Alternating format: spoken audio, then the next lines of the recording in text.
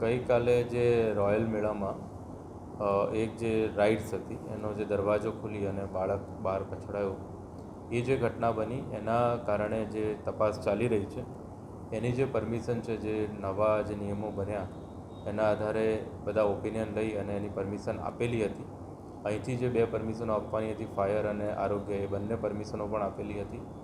પરંતુ જે પ્રાથમિક અહેવાલો આજે સવારે અને ગઈકાલ સાંજે હતા અમારી જોડે એ પ્રમાણે જે રાઈડ હતી એ જેણે પરમિશન લીધી એ એનાથી વધારાની રાઈડ હતી. જે વધારાની રાઈડ હતી એના કારણે એ વધારાની રાઈડ હતી અને એમાં જ આ દુર્ઘટના થઈ છે. એટલે જે પોલીસે એના જે રાઈડ ચાલક છે જે ચલાવનાર છે અને માલિક એ બંને સામે જે કાયદાકીય કાર્યવાહી એ પોલીસ કરી રહી છે.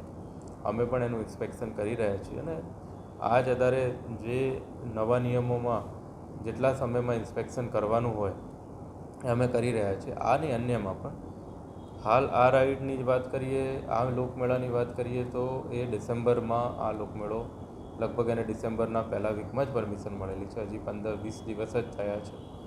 પરંતુ એની એ ભૂલ સ્પષ્ટપણે દેખાઈ આવે છે કે જેની પરમિશન નથી એના સિવાયની એ રાઈડ ચલાવતા હતા અને એમાં થયું છે. એટલે જે કાયદાકીય કાર્યવાહી છે એ કરી રહી છે પોલીસ. મેળો આગળ ચલાવવા માટેની માન્યતા જેથી મળી હતી એ ચાલુ રહેશે કે મેળા મેં કીધું એ પ્રમાણે મેળામાં અથવા રાઇડ્સની જે નવા નિયમ પ્રમાણે પરમિશન સીપી સાહેબ આપે છે એટલે એ પ્રમાણે એ લોકો નિર્ણય લેશે. પણ જે આ વાત એવી છે કે જે રાઇડ્સમાં ઓપિનિયનો આપ્યા પાલિકાએ 2 ઓપિનિયન અને એના આધારે જે મંજૂરી મળી એ સિવાયની રાઈડ હતી.